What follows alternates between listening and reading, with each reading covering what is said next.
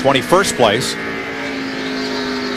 was Wallace and Blaney. That's I think that's Dale Jarrett's wounded car behind, though there are several that look like that. And I tell not you, Jarrett. Sterling Marlin just keeps kind of inching his way up through the field too. Mike, he's sitting there in 7th place and racing Tony Stewart and pretty hard right now. Yeah, after his pit stop, Darrell, he was 22nd, and now Sterling's up there fighting for 6th. Got a pretty good car. See Kyle Petty going a lap down after that spin a while ago, but he stayed on the lead lap, but here he's going to go a lap down. A couple of lapped cars, Compton, Newman, Earnhardt Jr. after a trip to the garage, and here's 3rd place Ryan Newman. He's 4.8 seconds off the lead. He's got a bunch of distance between him and the 2nd place car and him and the 4th place car. 4th and 5th. 5 clear, all clear. Mentor protege, Jeff Gordon, Jimmy Johnson, 4th and 5th. Clear hop, bud, clear hop. You know, I got to think that if I was Jimmy Johnson, I'd say, you know, if I just run behind Jeff Gordon, I'm going to do okay. And every now and then I might win one, or every now and then I might get a chance to pass him. And here's the 6th place car, Darrell, Tony Stewart. Boy, he has used that thing up today. The right side has beat all the pieces on that thing. Now Sterling Marlin. There's Marlin in the picture. Silver Coors Light Dodge. And behind him, Mark Martin, the 8th place car. Mark seems to be a little bit better, Larry, after they run a while. Which that's not unusual. That happens with his style and his setup a lot. Good day for Jeremy Mayfield as well. He's in 9th place, right on Martin's bumper. That's a good run for Jeremy. He's just been kind of hanging out right there on the outside of the top 10. Now he's sitting there in 9th position. And look who's climbed to 10th after being 2 laps down making repairs on pit road. Well, Matt Kenseth. Let me tell you, when you've come from 2 laps down, you are so pumped up. There's a good chance this kid could win this race.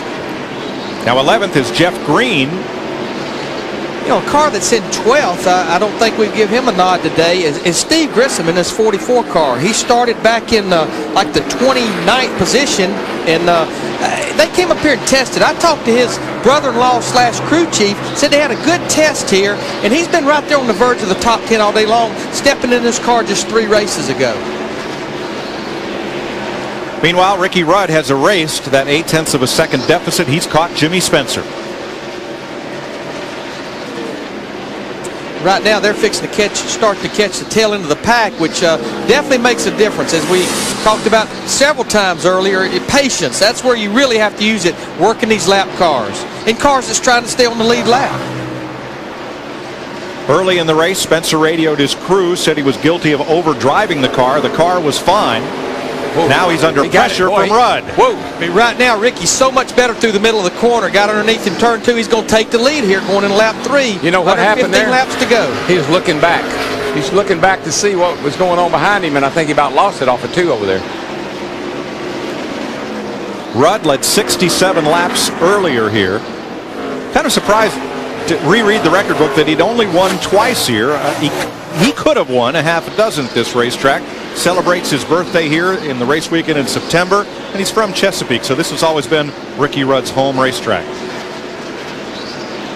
Matt Kenseth on the comeback trail, past Jeff Green, and looking at Sterling Marlin there for 9th place. And you know, we talk about being 2 laps down, not giving up, but Darrell, what kind of frame of mind would that put you in to know? And I know we restarted at lap 66 today, but basically he's 2 laps down today before they even throw the green flag. Well, your attitude could be just put it in the garage.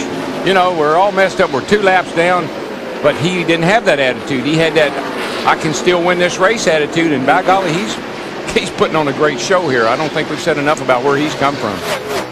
Now Sterling's backing up. Jeremy Mayfield went past him, and now Kenseth. Now Dale Jarrett, who crashed heavily and got stuck in the mud in the front straightaway. He's back out after repairs and a lot of duct tape. That thing is ugly. He ain't got no alibi. He's just plain old ugly. Needs some parts off the big brown truck. 110 laps to go. When they come back to the line, Ricky Rudd out in front at his home track, Richmond.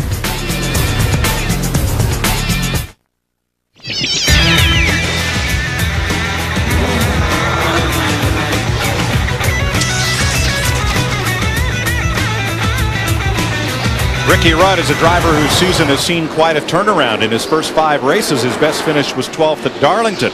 But in his last 5 races, well, 4 out of 5. 3rd at Bristol, 4th at Texas, 7th at Martinsville, 14th at Talladega, and 3rd at California. We talk about this racetrack going from a half to a 3/4 mile back in 1988. The team that won that race with Davey Allison was that 28 car. Darrell, how about Ryan Newman? He has now come up to 2nd place. That car looks really, really good, and it seems like the longer they run, the better it gets. He's moving up through the field, challenging for 2nd. Steve Burns is in Newman's pit.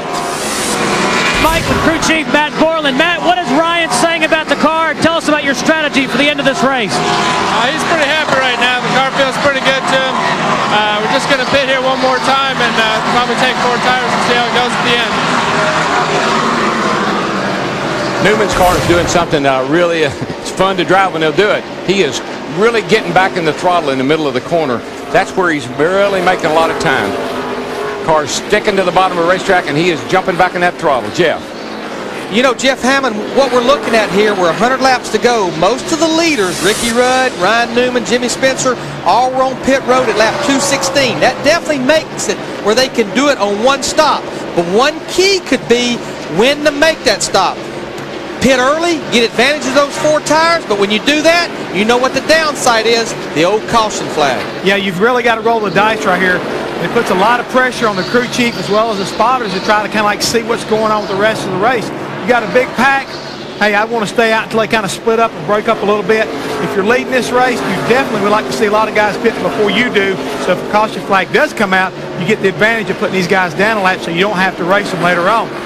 All these things right now, hey, that's what them guys get paid the big bucks for, is to make that good decision right here at the end. Hey, Jeff, and the other thing I'm telling you as a driver is don't bring me in the pit when somebody's in the pit box in front of me or behind me if it's going to be under green. Give me a clear shot at it. Exactly. You need to also look all the way up and down pit roads. You don't want to have to contend with anybody if you can have that happen. Let you know far enough in advance so you can pick a hole, get down. This is one of those racetracks we've seen earlier. If you back off too soon, you could get turned just trying to get down on pit road.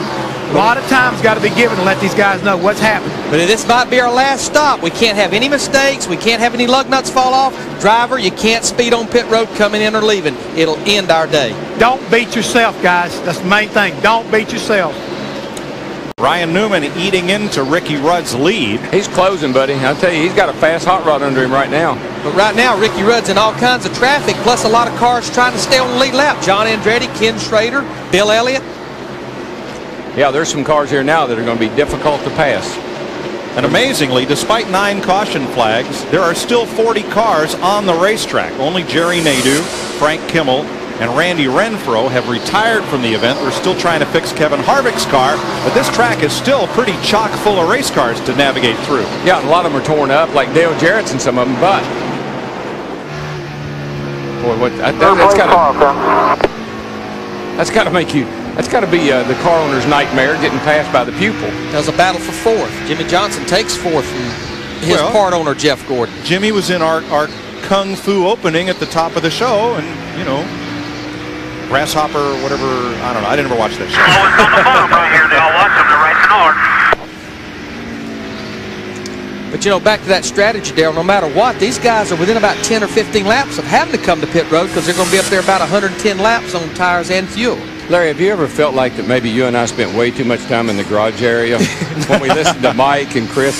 What is all this? They've watched too many movies. All I know is about race cars. All I've ever watched is the Weather Channel and FX and Fox. I was going to get a good night's sleep last night, and I flipping through the channel. Whoa, what's on? Last American Hero. Rusty just went up the hill here. He's got another.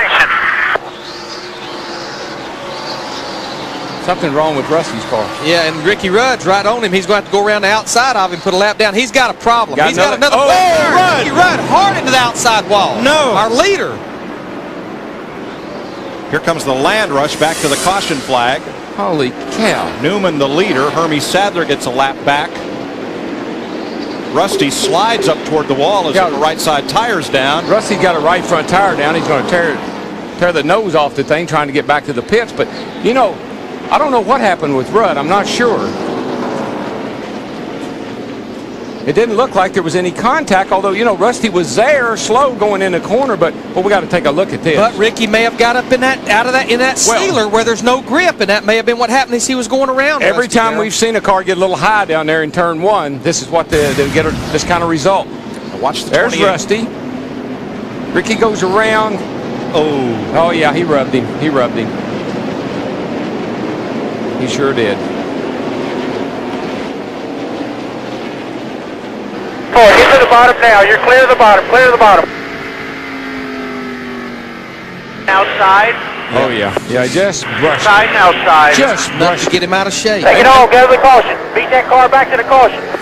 Inside and outside. Jimmy Spencer has pitted. He said that the only problem with the car is he's beginning to lose the front end. So far, every pit stop has been fast, including that one for 4 tires and fuel. A hard crash at the end of the pit wall. Robbie Gordon has run into the inertia barrier and come to rest at the end of the concrete wall. And what all the water is, this is water barrels filled with water to keep from hitting the end of that pit wall. Yeah, those are water barrels, and that's concrete. The window net's down, so he is indicating to rescue workers he can get out.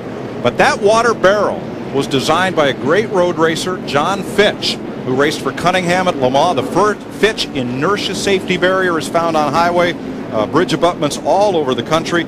And it's also used to good effect, as it was right there here at Richmond. We got cars. We got cars everywhere, Rick. 28 on turn 1 and 2, 31 down here in 3 and 4. What a mess! I know his car is tore up, but could you imagine hitting that wall right there without those water barrels there, or without that barrier? And Rusty's tire all torn up as he finally made it to pit road a lap later. Yeah, what he's got to be worried about is if, you know, if it knocks the nose off of it. Looks like he's going to make it around okay.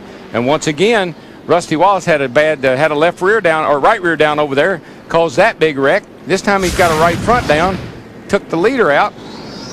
And one big problem he could encounter, we talked about it earlier, thinking that's about what happened to Bobby Hamilton, is before he gets to his pit box and gets a tire on there, is rubbing that sway bar arm off.